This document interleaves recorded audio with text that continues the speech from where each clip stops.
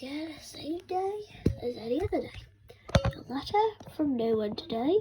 The chapter 3 of the chamber. No, I'm going to say chamber again. Philosopher's Stone. So I am the person who's reading it, as always. Well, on the channel anyway. So, yeah. Hello, my name's Barney. But yeah. The escape of the bros. What are we on about? Right, let's just read this a bit. At school, Harry and nobody. Okay, right. The escape of the Brazilian boa constrictor earned Harry his longest ever punishment. By this time he was allowed out of his cupboard again. The summer holidays had started and Dudley had already broken his new kind camera, crashed his remote control airplane, and first time on his racing bike knocked down old Mrs. Fig as she crossed Privet Drive on her crutches. Harry was glad school was over, but there was no escaping Dudley's gang, who visited the house every day. Piers, Dennis, Malcolm and Gordon were all big and stupid, but as Dudley was the big in jest and stupidest of a lot, he was the leader. The rest of them were all quite happy to join the Dudley's favourite sport, Harry hunting. This was when Harry spent as much time as possible out of the house, wandering around, thinking about the end of the holidays, where he could see a tiny ray of hope when the September came. He would be going off to his secondary school, and for the first time in his life, he would be with Dudley. Dudley had a place at Uncle Vernon's old school, Speltings. Piers Polkins was going there too. Harry, on the other hand, was going to Stonewall High, the local comprehensive. Dudley thought that this was very funny. Stuff people's heads down the toilet first day at Stonewall, he told Harry. Want to come upstairs in case and practice? No thanks, said Harry. The poor toilet's never had anything as horrible as your head down it. It might be sick. Then he ran off before Dudley could work out what he just said. One day in July, Aunt Petunia took Dudley to London to buy his smelting uniform, leaving Harry at Miss Figg's. Miss Figg's was as bad as unusual. It turned out she'd broken her leg tripping over one of her cats, and she didn't seem quite as fonded as before. She let Harry watch television and gave him a bit of chocolate cake that tasted that she'd had it for several years.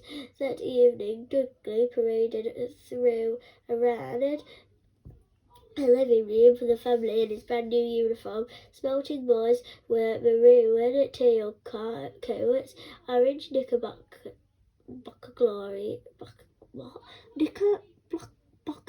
and flat straw hats called boaters. They always carried knobbly sticks used for hitting each other while the teachers were looking in. This was supposed to be good training for later. As he looked at Dudley in his new knickerbockers, Uncle Vernon said gruffly, and yet added that it was the proudest moment of his life. Aunt Petunia burst into tears and said she couldn't believe it was called Dudleykins. He looked so handsome and grown up. Harry didn't trust himself to speak. He thought he'd rip off his ribs might already have cracked from trying not to laugh. There was a horrible smell in the kitchen next morning when Harry went in for breakfast. It seemed like he was coming from a large metal tub. The singing, he went to have a look. The tub was full of what looked like dirty rags swimming in grey water. What's this? He asked Aunt Petunia. Her lips tightened as they did if he did ask a question. Your new school uniform, she said. Harry looked at the bowl again. Oh, he said, I didn't realise it had to be so wet. Don't be stupid, snapped out Petunia. I'm dying. So I've done these old things great for you. Oh, look, just like everyone else's when I've finished. Harry surely doubted this, but thought it was best not to argue. He sat down at the table, trying not to think about how he was going to look on his first day of Stonewall High, like he was wearing bits of old elephant skin, probably. Dudley and Uncle Vernon came in, both with wrinkled noses because of the smell from Harry's new uniform. Uncle Vernon opened his newspapers as usual, and Dudley banged his spelling stick, which he carried everywhere on the table. They heard the flick of the letter box and flap of the letters on the doormats. Get the post, Dudley, said Uncle Vernon from behind the paper. Make Harry get it. Get the post, Harry. Make Dudley get it. Poke him with your smelting stick, Dudley. Harry dodged the smelting stick and went to get the post. Sorry? I wonder which way I went.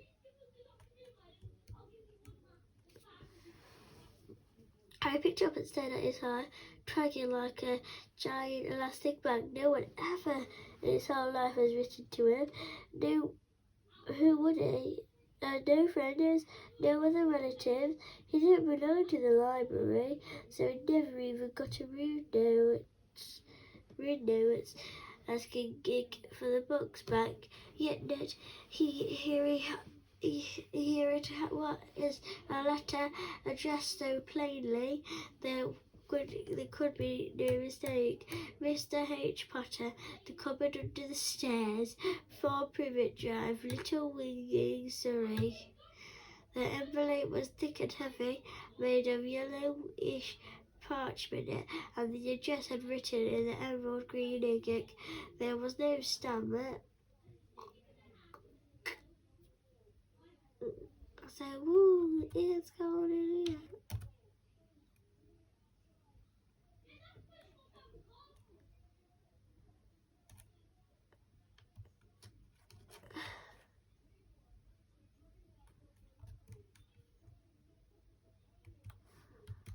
Turning the envelope over his hand, trembling, Harry saw a purple wax seal bearing coat of his arms, a lion, an eagle, a badger, and a snake surrounding a large H. So a lion is Gryffindor, which I took a test and I would be a Gryffindor. An eagle is Ravenclaw. Let's try to get this straight.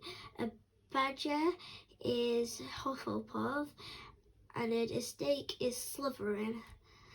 Hurry up, boy, shouted Uncle Vernon from the kitchen. What are you doing, checking for the letter bombs? He chuckled in his own. Harry went back to the kitchen, still staring at his letter. He handed Uncle Vernon the bill and the postcard, sat down and slowly began to open his yellow envelope. Uncle Vernon ripped open the bill, snorted to his disgust and flipped over the postcard. Marge is ill, he informed Aunt Petunia, ate a funny bulk. Dad, said Dudley suddenly. Dad, Harry's got something. Harry was on the point of unfolding his letter, which was written on the same heavy parchment as his envelope, when it was jerked sharply out of his hand by Uncle Vernon. That's mine, said Harry, trying to snatch it back.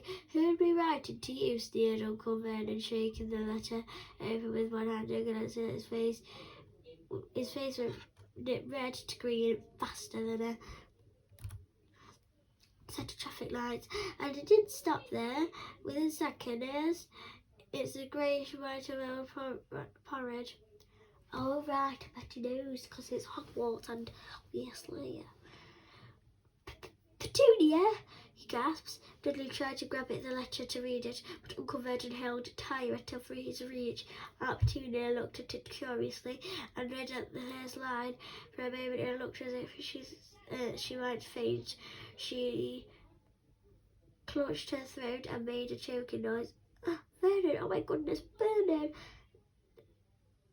They stared at each other, my PC, I'm sure, is plugged in, and it isn't it? Have a look. It's cold in here. That's what happens in the air. Best be plugged in because it's plugged in. No, it isn't. No. Oh crap. Okay, 1 minute, guys. I need to plug this in. Hoping there is a plug there. Is one there.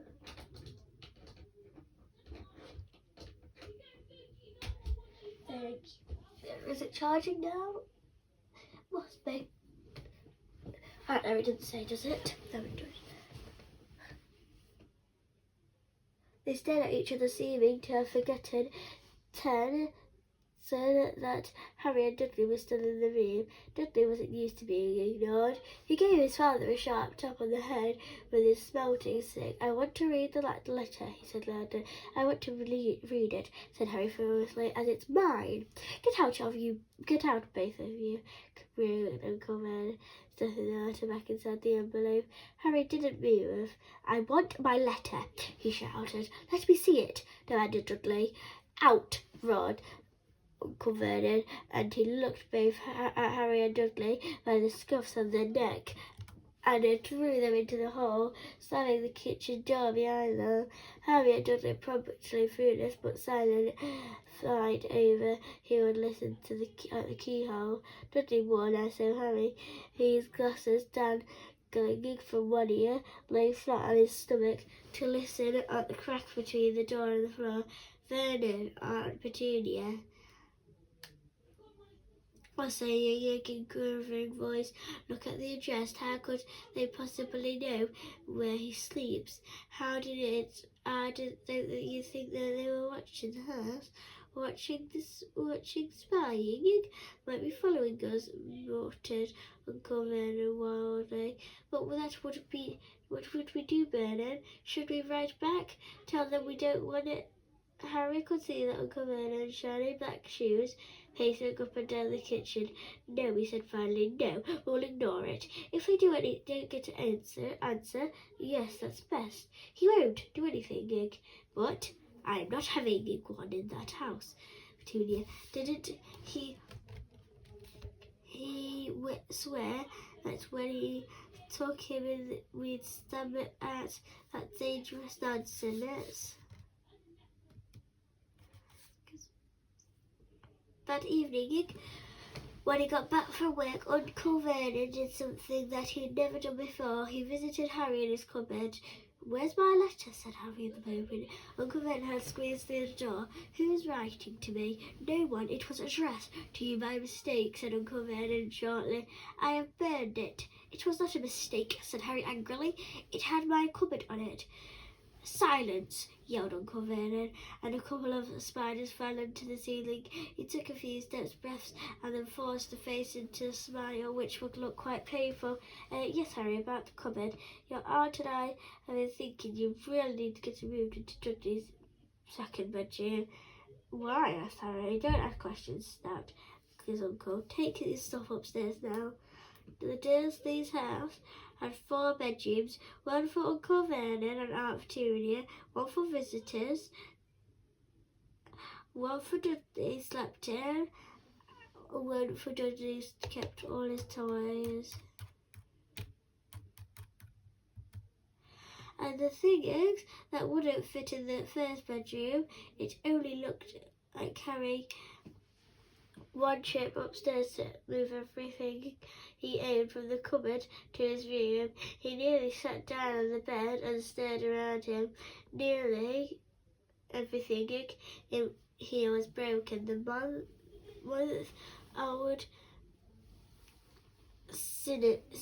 kind camera was lying on top of a small working tank. Dudley had once driven into the next door's dog. In the corner was Dudley's first ever television set, which he put his foot through when his favourite programme had been cancelled. This was a large bird case which had held of a parrot that into Dudley's then into Dudley's what? Into Dudley's... It's colder here. Have you got any others in the atmosphere? I can't.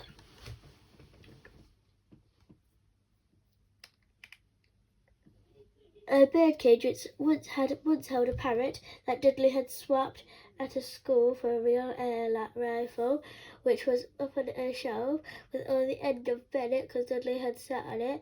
Other shelves were full of books. They were the only things in the room that looked that they'd never been touched. From downstairs came the sound of Dudley bawling at his mother. I don't want him to need in there. I need that room. Make him get out. Harry sighed and stretched out the bed. Yesterday he'd given anything to be up here. Today he'd rather be back in the cupboard with that letter than up here without it. Next morning at breakfast, everyone was rather quiet. Dudley was in shock. He screamed, whacked his father with his smelting stick, and being sick on purpose, kicked his mother and thrown his tortoise through the greenhouse roof and didn't have his room back.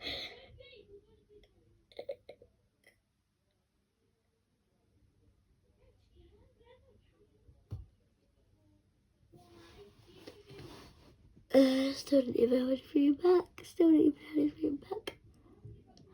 Harry was thinking about this time yesterday and bitterly wishing he had opened the letter in the hall. Uncle Vernon and Aunt Petunia had kept looking at each other darkly. When the post arrived, Uncle Vernon, who seemed to be trying to be nice to Harry, made Dudley go and get it. I heard him banging things with the smelting stick all the way down the hall. Then he shouted, "There's another one, Mr. H. Potter, the smallest bedroom for Privet Drive." With a strangled cry, Uncle Vernon leapt from his seat and ran down the hall. Harry right behind him. Uncle Vernon had to wrestle Dudley to the ground to get that letter off of him, which was made difficult by the fact that Harry had grabbed Uncle Vernon around the neck from behind. After a minute of confused fighting, in which everyone got hit a lot by the smelting stick, Uncle Vernon straightened up, gasping for breath, which Harry letter clutched in his hands. "Go up to your cupboard and in your bedroom," he wheezed at Harry. "Dudley, just go." Sorry.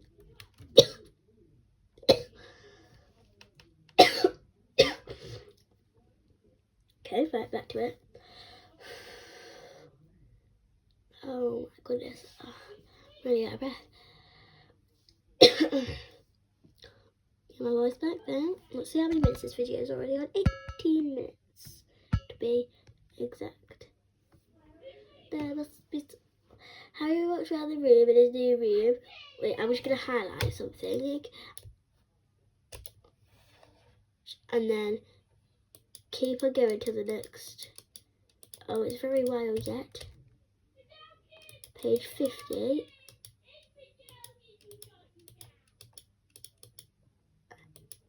Page 50, and we're on page 59. Again, this time he'd make sure that they didn't fail. He had a plan. The repaired alarm clock rang at 6 o'clock. The next morning, Harry turned it off quickly and dressed silently. He must wake the Dursleys. He stole downstairs without turning on any of the lights. He was going to wait for the postman on the corner of the Privet Drive and get some letters from number 4 first. His heart hammered. He crept across the dark hall, going towards the door. Harry leaped into the air. He had trodden on something thinking, big and squashy in the doormat, something alive. Lights clicked on upstairs. On his horror, he realised a big squashy something had been his uncle's face. Uncle Vernon had been lying on the mat front of the doormat in his sleeping bag, clearly making sure that Harry didn't do exactly what thinking he'd been trying to do. He shouted at Harry for about half an hour, and then told him to go make a cup of tea. Harry shuffled miserably off into the kitchen, and by the time he got back, the post had arrived right into Uncle Vernon's lap. Harry could see the 3 letters addressed in the green ink. "I want it," he began. But Uncle Vernon was tearing the letters into pieces before his eyes. Uncle Vernon didn't want to go to work that day, so they nailed him to nail the letterbox. "See," he explained to Aunt Petunia through a mouthful of nails. "If they can't deliver them, they'll just give up." "I'm not sure that'll work, Vernon."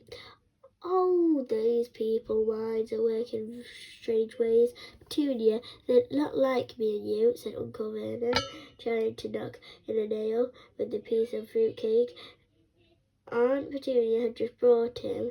On Friday, no fewer than 12 letters arrived, as they couldn't go through the letterbox. They had been pushed under the door, slotted through the sides, and a few even forced through the small window down the downstairs toilet. Uncle Vernon stayed at home again.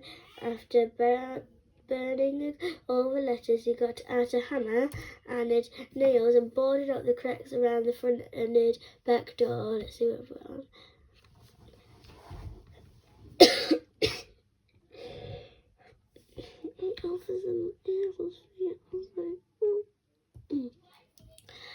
So from the back doors, so no one could go out, he hummed over the tulips as he worked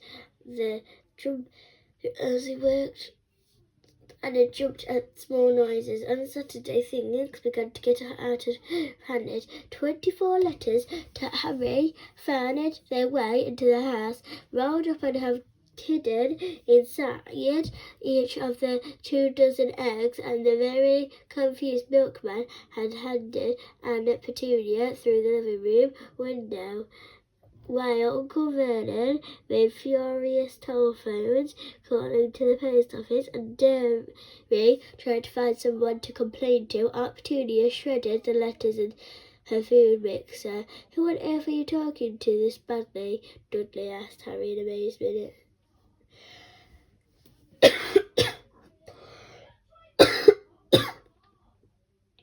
On Sunday morning, Uncle Vernon sat down at the breakfast table, looking tired and rather ill but happy.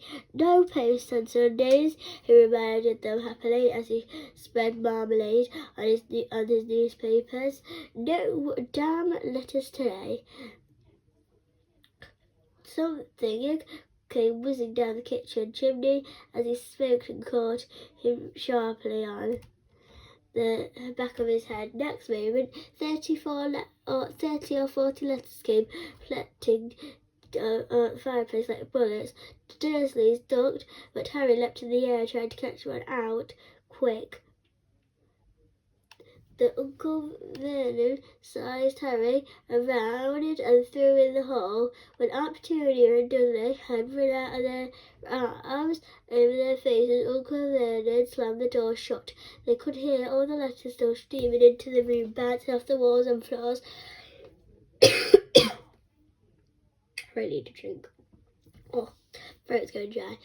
"That does it," said Uncle Vernon, trying to speak calmly, but pulling great tufts out of his moustache at the same time. "I want you all back here in 5 minutes, ready to leave. We're going away. I just packed some clothes, no arguments." He looked so dangerous with half his moustache missing that no one dared argue. 10 minutes later, they had wrenched, I don't know, I think it means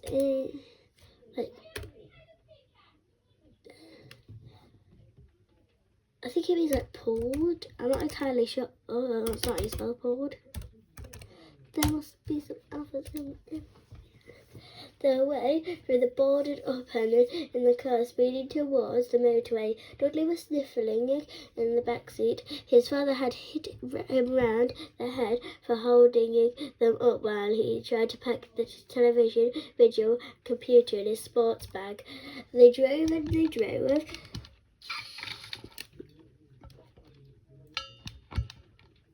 Got a bit out of a drink then. I felt so much better. They drove and they drove. Even Aunt Petunia didn't dare ask where they were going. Even every maybe not, it didn't help. And then Uncle Vernon would take a sharp turning and drive in the opposite direction for a while. Shake 'em off, he would mutter whenever he did this. They didn't stop to eat or drink all day. By nightfall, Dudley was howling. He'd never had such a bad day in his life. He was hungry, he'd missed 5 television programmes he'd wanted to see, and he'd never gone so long without blowing up an alien on his computer. Uncle Vernon stopped at last outside a gloomy-looking hotel on the outskirts of a big city. Dudley looked at, and Harry shared a room with twin beds and a damp, musty sheets. Dudley snored, but Harry stayed awake, sitting on the windowsill, staring down at the lights, passing cars and wondering. They ate stale cornflakes and cold tinned tomatoes and toast for breakfast the next day. They just had finished. The owner of the hotel came over to their table. "Excuse me, but is one of you Mr. H. Potter? Only I got about 100 of these on the desk today." 100? Very. I think it's a Yorkshire or Derbyshire accent. I think I'm Derbyshire. Nottinghamshire, something like that. "Excuse me, but if Mr. H. Potter, only I got about 100 of these."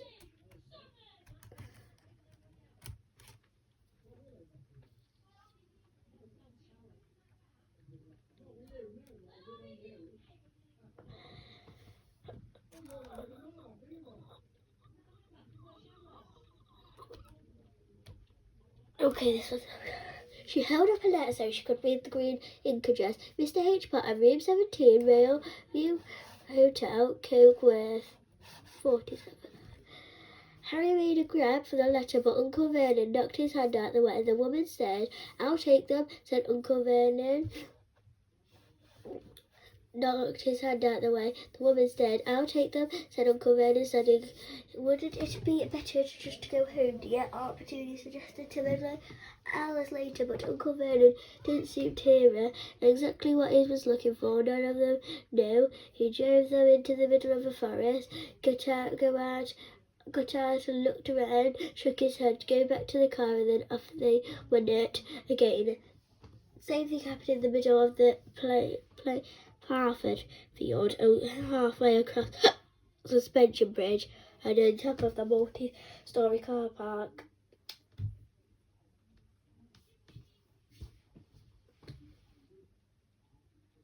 "Daddy gone mad, hasn't he?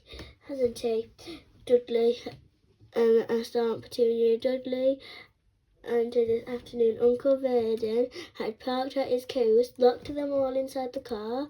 How long?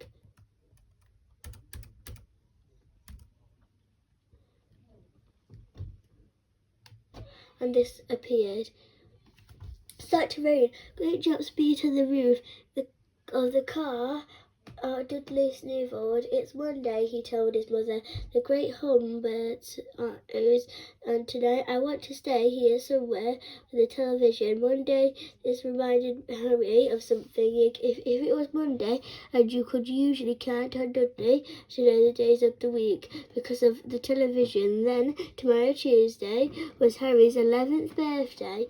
Last year of the Dursleys had given him a coat hanger and a pair of Uncle Vernon's socks. It's still, you were 11 every day. Uncle Vernon was back and he was smiling. He was also carrying a long, thin package, and it didn't answer Aunt Petunia when she asked what he'd brought. "Found it the perfect place," he said. "Come on, everyone out. It was very cold outside. The car Uncle Vernon was pointing at looked like a large rock at the sea. Perched on the top of the rock was the most miserable shack you could ever imagine. One thing was certain, there was no television in there. Storm forecast for tonight, and Uncle Vernon gleefully clapping his hands together, and this gentleman kindly agreed to let us in his boat. A toothless old man came ambling up to them, pointing with a rather wicked grin at an old rowing boat bobbing in the island grey water below them. "I've already got some of rations," said Uncle Vernon, "so all aboard." It was freezing in that boat, icy sea spray, and the rain crept down their necks, and a chilly wind whipped their faces after they seemed like the hours reached the rock when Uncle Vernon slipped and sliding. They led the way to the broken house. Inside was a horrible. It smelled so strongly of seaweed. The wind whistled through the gasps in the wooden walls, and the fireplace was damp and empty. There was only 2 rooms.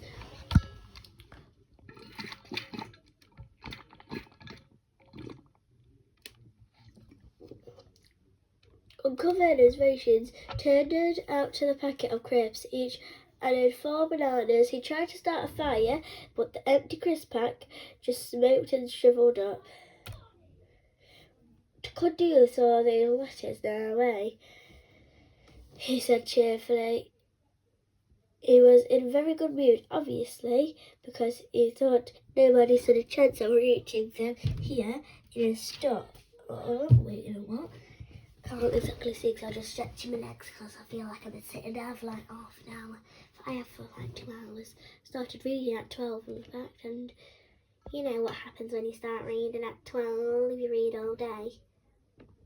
I don't know what time it is now, but it's a Sunday, so it don't really matter because tomorrow's school. Lovely. Anyhow, I'll read after school.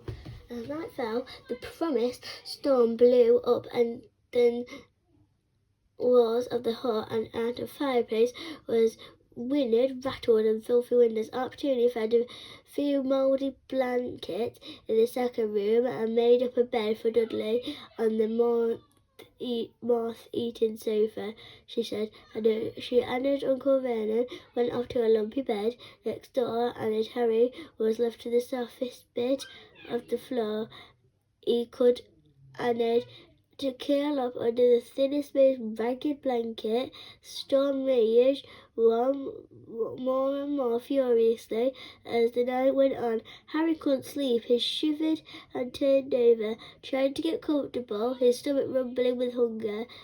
Dudley's snores were drowned by the low rolls of thunder that started near midnight. The light of dial of Dudley's watch, which was dangling over the edge of the sofa under his fat wrist, told Harry it being 10 minutes time he'd lay and watch his birthday tick. Oh, it's his birthday the next day. That's so sweet. And it's the next chapter after this, so I'll probably take a break and read, and then I'll start to read again because my voice is going. Nero wondering if the Dursleys would remember at all, wondering where the letter writer, and it was now 5 minutes to go. Harry had heard something creak outside. He hoped the roof wasn't going to fall in, although he might be warmer if it did. 4 minutes to go. Maybe the house in the Privet Drive would be so full of letters when they came back that he'd be able to steal one somehow. 3 minutes to go.